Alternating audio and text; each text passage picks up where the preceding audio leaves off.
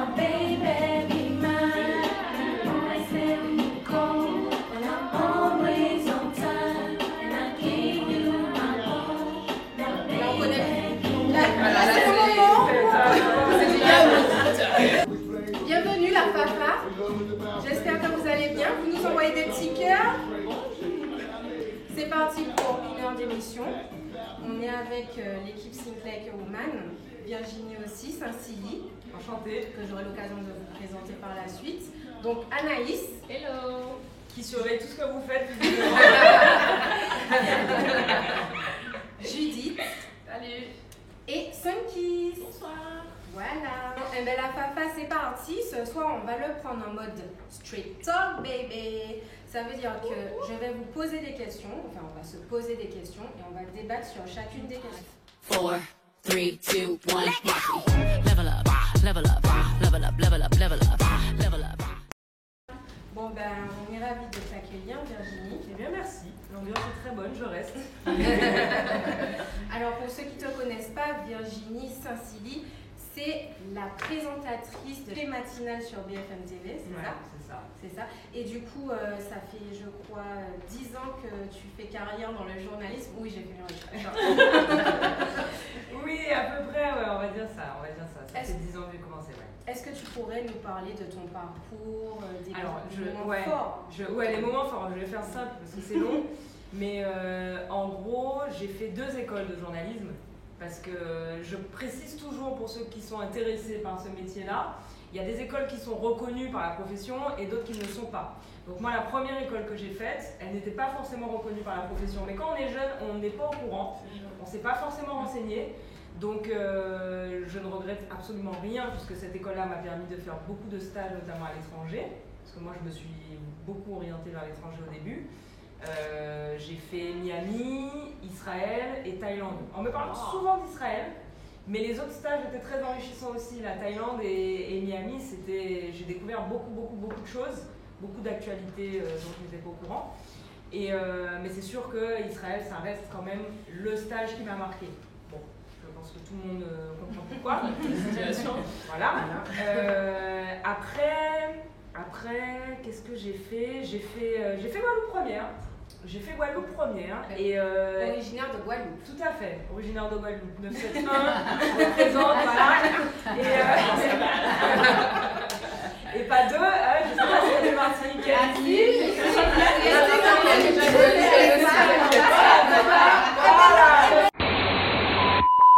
Et ouais, j'ai bossé à Guadeloupe première et en fait, ça, mine de rien, ça m'a vraiment donné envie de continuer dans la formation, dans l'actualité, parce que bon, on peut aussi se diversifier, partir dans plusieurs directions, mais moi, c'est vraiment ce qui m'a donné envie. Et de retour à Paris, j'ai bossé à C'est à vous sur France 5, au Grand Journal de Canal+, qui n'existe plus, RIP. Et ensuite, BFM est arrivé assez rapidement, je crois, après ça. Voilà, depuis 2014, je suis à BFM et à BFM, j'ai enchaîné beaucoup de choses. J'ai commencé à la caméra. Ensuite, je suis passée devant la caméra comme reporter envoyé spécial et maintenant je fais de la présentation. Ce soir, on va parler de leadership. Je pense que c'est quelque chose aussi qui doit te parler. Oui, légèrement. Un petit peu quand même. Que signifie pour toi le mot leadership? Ah bah, c'est de l'anglicisme, on va essayer de le franciser. Pour moi, le mot leadership, c'est avoir des idées, les suivre et réussir à fédérer autour de ces idées-là. Voilà. Je ne sais pas si c'est clair, mais moi dans ma tête c'est la définition que j'ai, sans pour autant forcer ou voilà, juste convaincre par ses idées et fédérer. C'est pas ce que vous en pensez. C'est exactement ça. D'ailleurs, c'est ce que j'ai trouvé dans le livre Leadership et Management que j'ai pu lire. Le leadership, c'est la capacité à avoir une vision, un rêve et être capable de mobiliser de l'énergie à l'intérieur de soi et donner envie aux autres qui partagent la même vision d'emprunter le même chemin. C'est aider chacun à réussir ce qu'il est capable de faire, encourager, guider en entretenant de bonnes relations. Donc c'est parti. Diriez-vous que le leadership est quelque chose que l'on apprend ou que c'est inné? La Fafa, je veux que vous répondiez aussi. Alors, moi, pour moi, le leadership, c'est quelque chose qui est d'inné. parce que c'est un trait de personnalité. Il faut être déjà ouvert d'esprit, comprendre un peu les idées de chacun et aussi fédérer. Et ça, c'est pas quelque chose qu'on a en soi c'est quelque chose qu'on a en soi dès la naissance, mais aussi ça peut s'apprendre. Pour moi, ça s'apprend aux personnes qui sont nées, on va dire, leaders, mais qui ne savent pas un peu leur potentiel de leader. Donc ça peut s'apprendre. Mais quelqu'un qui n'a pas les traits de caractère d'un leader, je pense pour moi, tu peux lui apprendre, mais ça ne marchera pas. Donc pour toi, le caractère, c'est inné. Ouais. Tu nais avec ton caractère. Ouais, c'est pas quelque chose que tu... Pour moi, la personnalité, le caractère, ça progresse en fonction de quand on grandit. En fonction des expériences. Voilà, en fonction des expériences. Mais pour moi, le leadership, ça ne s'apprend pas. Je pense que le caractère, c'est quand même quelque chose que tu vis, c'est d'expérience que tu deviens Bien sûr. comme ça. Bien sûr. Donc, pour moi, c'est... Il y a un peu des deux. Je suis un peu d'accord avec les deux. Ouais. Disons que je pense que tu nais déjà avec, parce qu'on le voit, hein, très jeune, tu as des enfants Exactement. ils ont déjà leur petit caractère, quoi. Mais après, c'est vrai que ça se travaille au fur et à mesure à l'école, avec ça. les nounous, enfin bon, avec les personnes qui Dans interagissent, l'éducation, quoi. c'est ça. Et ça se développe, tel trait va se développer plus qu'un autre. Exactement. Mais oui, c'est vrai. Il y a un peu, enfin, pour moi, en tout cas, il y a un peu des deux. Ouais. Et la Fafa, vous nous dites quoi tout concernant le Alors, leadership? Il y a Rachel qui dit le leader c'est inné. Celui qui n'a pas peur, une personne sur 500, je pense. C'est bien sûr inné, mais ça s'apprend également. Si cela est inné chez quelqu'un, ça ne fera pas forcément de lui un bon leader. Donc il y a bon et mauvais leader. Excellent! Mais c'est ce que je disais quand j'ai donné ma Bonne idée, définition. bonne Je dis, idée. voilà, Ouais. qu'on suive ses idées pourvu qu'elles soient bonnes. Voilà. Oui. Pensez-vous que le leadership relève du management? Pour moi, c'est deux choses complètement différentes. Parce qu'on a un manager. Le manager, c'est vraiment un statut que tu as dans une entreprise. Donc, on va décider, le chef d'entreprise ou la direction va décider que tu es le manager. Et ton équipe sera faite par, par tes supérieurs. Donc, ce n'est pas les gens qui vont se dire, OK, on va le suivre parce qu'il a une idée. Et en général, tu ne suis pas ta propre idée, mais tu suis les stratégies, la stratégie de l'entreprise et tu emmènes l'équipe vers la stratégie qu'on t'a demandé. Après, si je peux me permettre, en général, on nomme des managers parce qu'ils ont cette personnalité. Pas toujours. Enfin, en France, c'est assez rare. Hein. Pas C'est en général, toujours. c'est en fonction des diplômes. Ça c'est dit. Mais ça arrive. Enfin, en général, pour moi, la logique veut qu'en entreprise, si tu nommes quelqu'un manager, c'est qu'il a la capacité de manager. Après, tu vois, c'est exactement ça. Parce que j'ai comme référence le livre Not Bosses but Leaders de John Adler, ou je sais plus, je vais regarder, qui disait que c'est deux choses différentes, mais qu'elles se complètent. C'est-à-dire que tu peux avoir un leader qui est manager et un manager qui est leader. Mais c'est pas la même chose. C'est-à-dire que le leader n'est pas égal forcément à un manager. Mais d'ailleurs, Dale Carnegie, le livre que j'ai lu de Dale Carnegie, Comment trouver le leader qu'il y a en vous, il le dit, et même si ça date d'il y a déjà très longtemps, parce que c'est un philosophe et un conférencier américain, mais lui, il disait déjà dans ses écrits que le management traditionnel, tôt ou tard, ne va plus fonctionner. En fait. Les gens ne veulent plus être considérés comme du bétail. C'est aussi des managers qui ont peur des leaders dans l'équipe. Parce que parfois, tu peux avoir un manager et un leader dans l'équipe. Oui, qui va soit ça l'épauler, arrive bien souvent. soit rebeller un peu. Ça arrive bien souvent ça. et des fois le manager dans ce cas-là se trouve oppressé par le leader qu'il a dans son équipe en fait, ou même frustré parce que par exemple il peut avoir peur de perdre sa place de manager, etc. Ça arrive bien souvent. D'ailleurs, j'ai lu dans un article que 80% des départs dans une entreprise, c'est dû à cause du manager. Il y a une plus un. Voilà. Clairement. En tout cas, il y a Soleil qui dit, il y a une bonne phrase, un bon leader aura toujours des compétences pour manager, un bon manager ne sera pas forcément un leader. Ouais. Là, ça résume tout. C'est Soleil? Ouais, Soleil, Soleil. il est bon, Soleil. Hein. Et d'ailleurs, ça reprend ce qu'elle dit parce que tu as Denis Christol qui t'explique que le leadership, ça prend du bas vers le haut. Donc en gros, tu vas pousser tes équipes à évoluer. Mais oui, tout à fait, c'est ça. Hein. Et le processus du management, ça part du haut vers le bas. Donc en gros, c'est un peu comme un délégué pour atteindre des objectifs. Il va recevoir une Voilà. consigne de Mais PO. là où moi par contre je ne suis pas d'accord, c'est que le manager peut également t'aider à évoluer. Normalement le travail du manager n'est pas fait que pour te stigmatiser dans ton monde, te focaliser que dans tes tâches. Tu as tes tâches effectivement, mais il doit te permettre d'évoluer au-delà de tes tâches. En fait. Ton manager n'est pas là professionnellement. d'évoluer professionnellement, il n'est pas D'ailleurs, petite question pour toi, Virginie. Dirais-tu que le métier de journaliste permet de développer des qualités de leader? Oui, forcément, parce qu'il faut être force de proposition, donc il faut avoir des idées, il faut savoir convaincre aussi ses chefs que ton sujet il est bon, qu'il faut pouvoir le traiter, etc. Et puis quand tu proposes un sujet ou quand on te donne un sujet à faire, il faut savoir trouver les bons interlocuteurs, fouiller, poser les bonnes questions, etc. Donc oui, moi je pense que il faut avoir ce côté leader en nous. Mais si on ne l'a pas, on le développe, ouais. En étant journaliste, ouais, Avec l'expérience. Je pense, ouais. Avec l'expérience et avec la multitude de sujets qu'il faut traiter. Et puis même quand tu es sur le terrain, avec ton équipe, quand tu es rédacteur et qu'il faut soit que tu fasses des directs ou que tu tournes un reportage, c'est toi qui lead en fait. C'est toi. Oui, le métier pour moi, ça développe ces qualités-là. Ouais. Totalement. Et la Fafa, quels sont les métiers pour vous qui développent un peu plus la qualité de leader? Président de la République. Je sais pas, c'est ça comme ça. Coach sportif. C'est vrai. Exactement. C'est vrai. C'est oui, prof de sport, coach sportif, c'est bien ça. Pour ça, Oui, Par c'est exemple, vrai. Massu. Non, mais c'est vrai. Chef de chantier. j'ai vu chirurgien aussi. Oui. Ça, Aussi, c'est pas mal, ouais. c'est vrai. Oui, C'est qui vrai. dirige des Qui travaille équipes dans l'urgence, médicales, C'est vrai. totalement. C'est vrai. Et du coup, pensez-vous que c'est un leader qui s'impose à son groupe ou que c'est le groupe qui choisit son leader? C'est ça qui fait un bon mauvais leader. Exact. Pour moi, un vrai leader, c'est le groupe. C'est le groupe. Ah, ça c'est un bon leader. Oui. Parce que déjà, le groupe, il leur a déjà donné ses idées, il n'aura pas peur de dire ce qu'il pense. Et en fait, il aura déjà cet esprit de rassembler les personnes. Donc, automatiquement, les personnes voudront venir vers lui et le proclamer leader, en fait.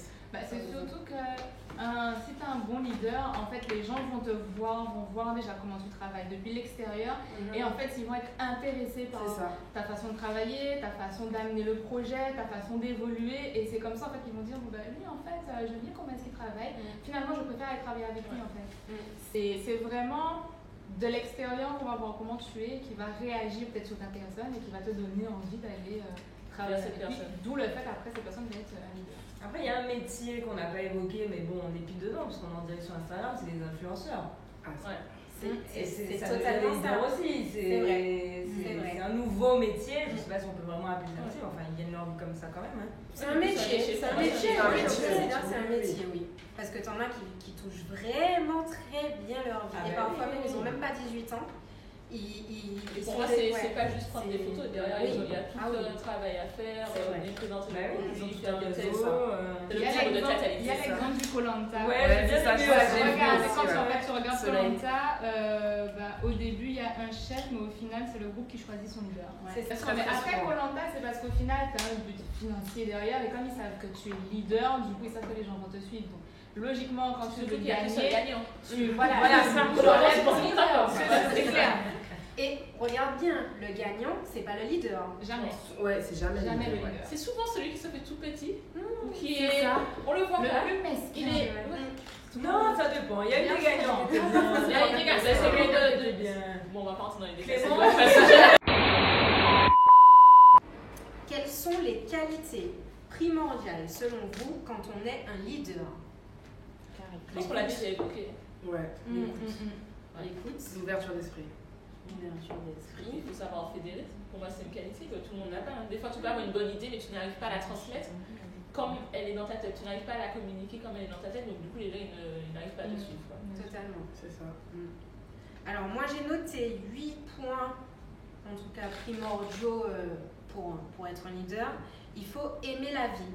Parce que quelqu'un qui se plaint tout le temps, j'en ai marre d'être là au travail. Ouais, faut être positif. J'ai Ouais, pas d'accord, faut être positif. Faut être Ok, positif. on peut les- Mais être positif, Ouais. c'est aimer la vie. hein, On aussi. est très philosophe ce soir. Aimons la vie, namasté. Voilà, on s'aime. Et du coup, le deuxième point, donner de l'espoir. C'est-à-dire une capacité à parler de ses rêves et encourager les autres à poursuivre les leurs. Le troisième point, Donc c'est donner une énergie, mais cette fois-ci pas de l'espoir, une énergie motivante pour inciter les autres à se dire je peux le faire. Mettez des cœurs. Hein. Ça, C'est oui. beau, c'est beau. C'est beau, ce qu'elle dit là. C'est l'instant poésie, là. On est transportés. Là, ce soir, je suis à fond, les gars. Je tout, hein. En quatrième point, pouvoir orienter les choses, donc prendre le lead, comme on disait. Et ça se fait généralement naturellement. Représente fortement ses valeurs, donc c'est-à-dire que ses actions et ses pensées vont dans la même lignée. Parce qu'il y a beaucoup de gens qui disent oui, nanana, mais derrière ils font pas grand-chose. Donc faites avant de parler. Et c'est d'ailleurs le quote que j'ai mis aujourd'hui, agissez, parlez moins. Ouais, c'est ça. Voilà. Donc, et puis le sixième point, assumer ses idées. Donc ça, Quel que soit le contexte. voilà, c'est très important. Donc, pour moi, un point le plus important, c'est quelqu'un qui a de l'empathie. Très important, ça. Ça, c'est clair. Justement, je cherchais le mot, le terme. Je cherchais dans ma tête, je me disais effectivement, un bon leader, c'est quelqu'un qui sait écouter les besoins des autres. Et c'est ça, c'est avoir de l'empathie, c'est exactement ça. C'est ça. C'est exactement ça. C'est Joe qui dit savoir écouter sans pour autant prendre les problèmes des autres à cœur. Bon, je suis moyennement d'accord. Oui, c'est vrai, il ne faut pas non plus que ça te touche au point de... Mais il faut quand même savoir avoir de l'empathie, c'est ce qu'on disait.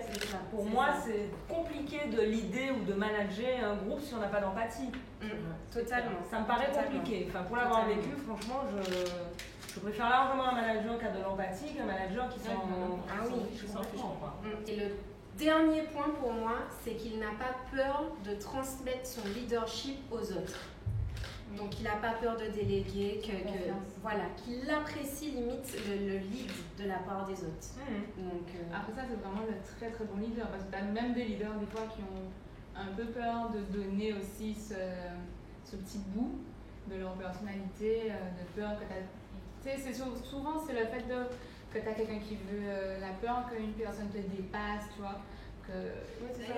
ça me fait penser à la vidéo de Lala Misaki qu'on avait regardée, Aurélie, tu t'en souviens, qui disait Woman supporting woman. C'est quoi pour elle Woman supporting woman? C'est pas parce que on prône un mouvement pour les femmes, par exemple comme Think Like a Woman, et c'est oui, je fais un mouvement pour les femmes, mais enfin pas pour toutes les femmes, entre guillemets, c'est-à-dire que tu as le droit d'avoir ton opinion, j'ai mon opinion, et si je ne prends pas sur ton opinion, je ne suis pas obligée de te suivre parce que tu es une femme. C'est aussi simple que ça, tu vois. De toute façon, on a parlé de vision, donc tu attires les gens qui ont la même vision que toi. Et nous sommes tous différents, donc ça peut arriver que tu rencontres quelqu'un qui a la vision complètement opposée. Et à ce moment-là, pour elle, tu ne seras pas un leader à ses yeux parce qu'on n'a pas la même vision. Surtout que maintenant... Ou qui ne veut pas faire la part des choses, pardon. Ça veut pas dire ça. De quoi? Sans prendre les problèmes des autres à cœur. Peut-être que les problèmes des autres, ça pousse pas non plus vers le but. Alors, je pense que tu dis ça dans un sens où... Attends, mais bien, on te voit pas. On ne voit pas à qui je parle. Bien, Lily. Ça fait bizarre. J'aurais dit la question. Non, en gros, il disait être... Enfin, elle d'ailleurs, je ne sais pas. Savoir écouter sans pour autant prendre les problèmes des autres à cœur. Mais oui, t'es pas obligé de prendre. Tu peux écouter quelqu'un sans prendre aussi le problème à cœur. C'est-à-dire ne pas faire... Tu te mets à sa place, mais tu ne prends pas. Oui, non, mais c'est ce que je disais. C'est ça. Si tu veux mener l'équipe vers un but, faut pas non plus. Des fois, tu penses pas, des fois, tu es obligé de... Ah ben non, sinon on te disperse, sinon toi, Voilà. c'est comme on te dit quand tu es psychologue, tu peux pas ramener les problèmes des autres. Voilà, c'est ça. Voilà. On va parler des enjeux qu'implique d'être leader. Donc, quels sont pour vous les avantages et les inconvénients à être leader? Je vais commencer par un inconvénient.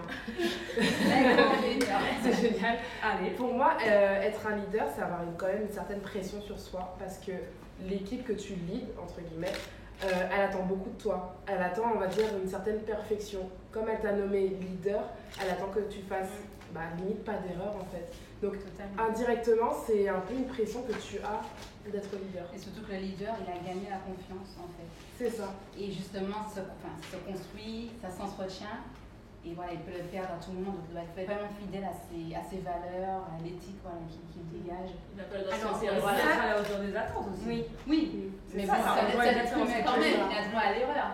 Bien sûr, mais quand t'es leader, c'est pas ce que tu te dis. Tu te dis, oula, C'est ça. je veux surtout pas que je me bourre, parce que exactement. voilà, tout le monde attend sur moi.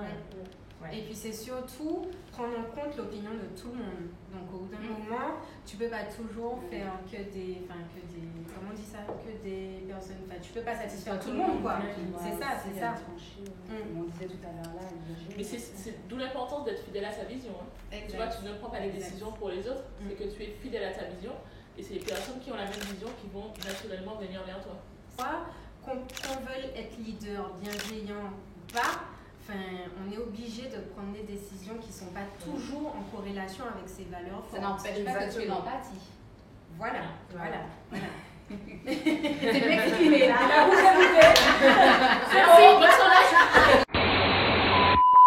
Du coup, les avantages. Moi je dirais, comme on disait dans la première partie, tu fédères naturellement. Et je pense que ça décuple les compétences des gens, l'envie. Les gens se sentent en sécurité en fait. C'est ça. Moi, je pense qu'un avantage, si tu as de bonnes idées, c'est qu'elles soient répandues, puisque les gens te suivent. Donc, quand je dis des bonnes idées, des idées positives en tout cas, là, en tête, là, je pense à l'écologie par exemple, tout ce qui peut. En ce moment, je suis très écolo. Quand tu es un vrai leader, tu veux fédérer, tu veux ramener un maximum de personnes, mais en même temps, c'est pas ton but ultime. Ton but ultime, c'est d'amener ta vision et de la réaliser. Un leader charismatique, c'est comme les personnes que l'on voit dans TED. Ils ont un tel besoin de transmettre leur énergie que peu importe si la moitié de la salle est critique, l'important c'est qu'ils ont transmis leur message au monde. La vraie question que vous devriez vous poser, c'est que souhaitez-vous transmettre à l'humanité? On a tous un leader en nous. On a aussi du charisme. Alors c'est à vous tout simplement de le laisser sortir. Autorisez-vous de vivre une vie en accord avec vos valeurs, en accord avec vous-même et à bâtir une vie selon vos principes. Et surtout, faites-le avec passion. Ça me fait penser d'ailleurs à la citation du philosophe George Hegel. Rien de grand ne s'est accompli sans passion. Sachez qu'il y aura toujours des gens pour vous dire que vous n'avez aucun leadership et aucun charisme, parce qu'on évalue un leader par rapport à son système de valeurs à soi. Je terminerai par dire, le leadership, ce n'est pas diriger les autres. L'idée du leadership, c'est bâtir une vie en fonction de soi, et c'est ainsi que vous pourrez guider ceux qui nécessitent davantage d'être accompagnés dans leur cheminement. Bref, en résumé, un bon leader, c'est quelqu'un qui prend en compte deux choses, soi et les autres. Alors, osez faire de vous un leader. Osez inspirer les